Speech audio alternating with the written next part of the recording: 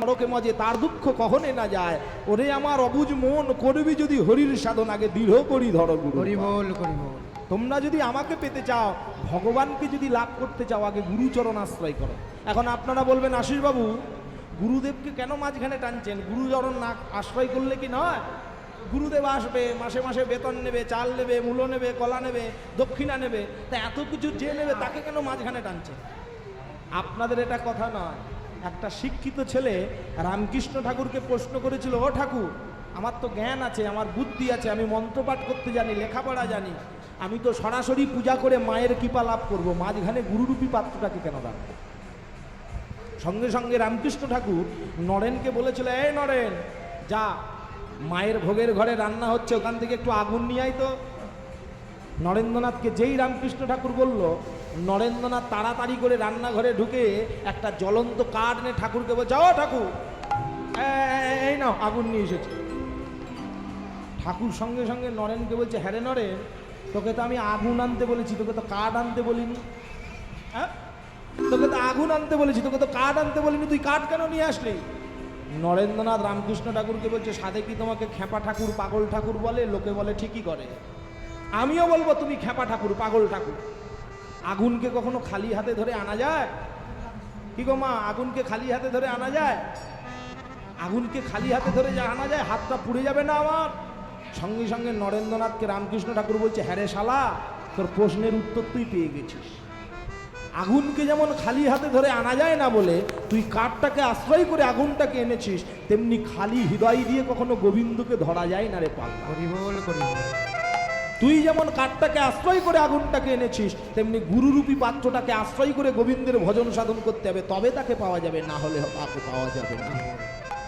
আর যখন এই কথা বলল, সঙ্গে সঙ্গে নরেন্দ্রনাথ বুঝতে পারল, তখন গুরুদেবের কাছে দীক্ষা নিলেন।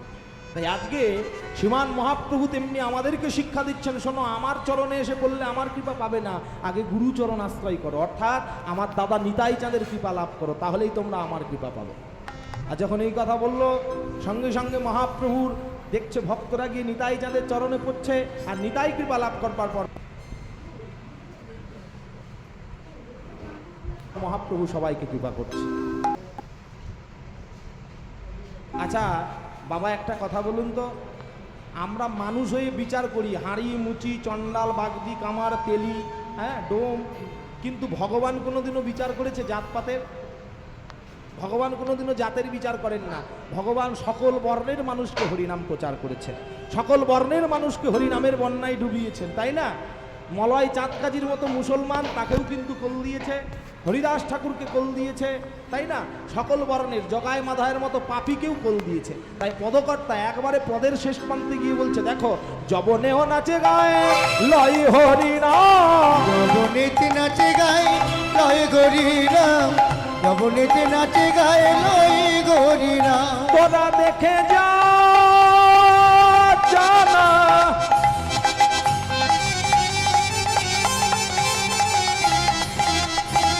দেখে যা জানা,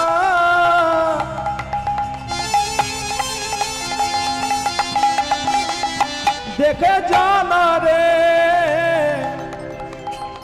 দেখো যবনেও নাচে গায় লয় হরিনাম, যবনেতে নাচে গায়ে লয় হরিনাম, যবনেতে নাচে গায়ে লয় হরিনাম। অবহানয় অবতারে সে বঞ্চিত বলরাম, হেনয় অবতারে সে বঞ্চিত বলরাম, অবহানয় অবতারে সে বঞ্চিত বলরাম, হেনয় অবতারে সে বঞ্চিত বলরাম। আমি বঞ্চিত হলাম, বঞ্চিত গোলাম, আমি বঞ্চিত হলাম, বঞ্চিত ওই গোলাম। গৌরের চরণ হতে বঞ্চিত আমি হলাম, গৌরের চরণ গতি বঞ্চিত ওই গোলাম। গৌরের প্রেম হতে গৌর ভজন হলো না গো নিতাই গৌর হইল।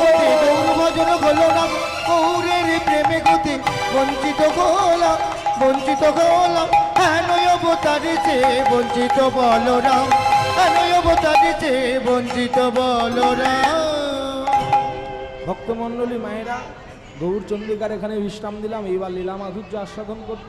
হ্যাঁ, আজকে যে লীলা মাধুর্য আমরা আস্বাদন করব, সবাইকে বলতে গিয়ে বলি, যেহেতু আমার পরে রাস আছে, যিনি ভগবানের লীলা কথা 7 দিন 7 রাত ধরে শুনেছিলেন, তার কথা আজকে আস্বাদন করব।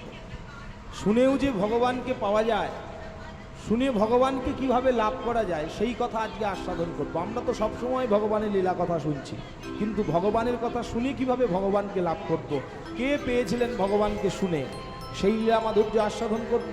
তাই আজকে আমাদের লীলার বিষয়বস্তু হলো মহারাজ পরীক্ষিতের বিষ্ণু চরণ প্রাপ্তি। নিতাই গৌর প্রেমানন্দে হরি হরি বল।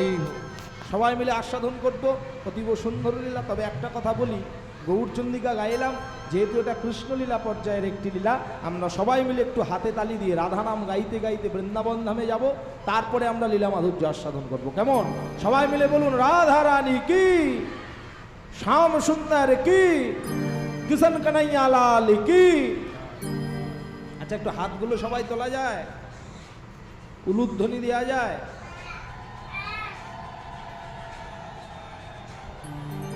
যে নাম নিলে ঘুচে যায় সকল বাধা, প্রেম সে একবার বলো রাধা রাধা। সবাই মিলে রাধা নাম গাইতে গাইতে যাব, একসঙ্গে বলবো। কি বলবো? ও গো রাধা রাধা, রাধা রাধা রাধা বলো রে মন, যদি যাবি মধুর বৃন্দাবন। উলুধ্বনি।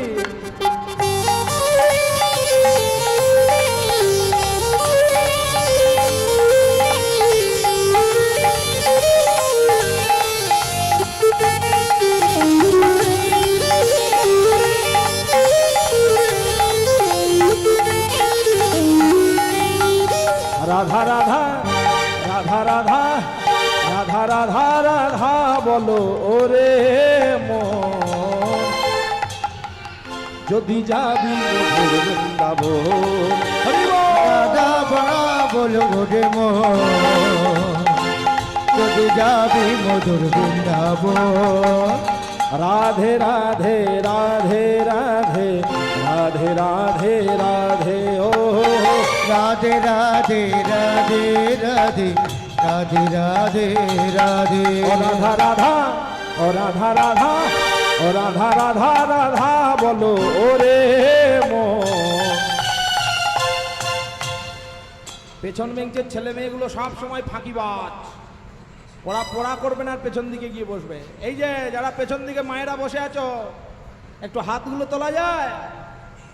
একবারে যারা পেছনে বসে বসে হাওয়া খাচ্ছে, এই যে ভগবান আমাকে এমন আশীর্বাদ করেছে, কাছের লোককে ভালো দেখতে পায় না, দূরের গুলোকে ভালো দেখতে পায়। কেমন? তা সবাই মিলে একবার বলবো, রাধা রানী কি জয়। ও মায়েরা, বারবার হাত তুলতে বলছি, কষ্ট হচ্ছে না তো? খারাপ ভাবছেন না তো? না না, আমি বারবার হাত তুলতে কেন বলছি জানেন? আপনারা কীর্তন শুনতে এসেছেন তো, কে কেমন নোক পালিশ করে এসেছেন দেখবো বলে হাত তুলতে। নিতাই গৌর হরি বল। রাধা রাধা, ও রাধা রাধা, রাধা রাধা রাধা বলো ওরে মন, যদি যাবি মধুর বৃন্দাবন। রাধা রাধা বলো রে মন, তুই যাবি যদি বৃন্দাবন।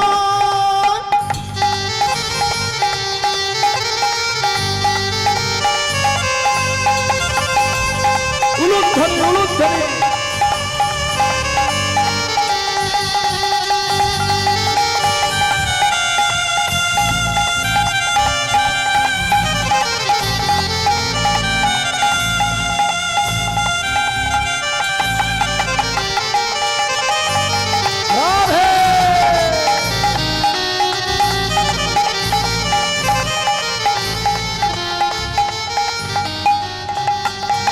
ও রাধা নাম যে দুই অক্ষরে, না জানি কত সুধা ঝরে।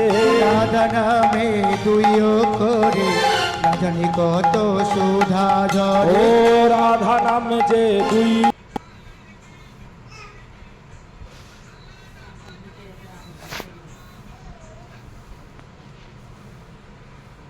না জানি কত সুধা ঝরে। রাধা নামের দুই অক্ষরে, না জানি কত সুধা ঝরে। একবার প্রেম সে বলো রাধা রাধা, প্রেম সে বলো জোরসে বলো রাধা রাধা, জোরসে বলো রাধা রাধা, দূরে যাবে সকল বাধা বাধা বাধা বাধা বাধা। বলে রাধা রানী কি, জয় কিষণ কানাইয়া লাল কি। যারা বসে বসে ঘুমাচ্ছে তাদের কি?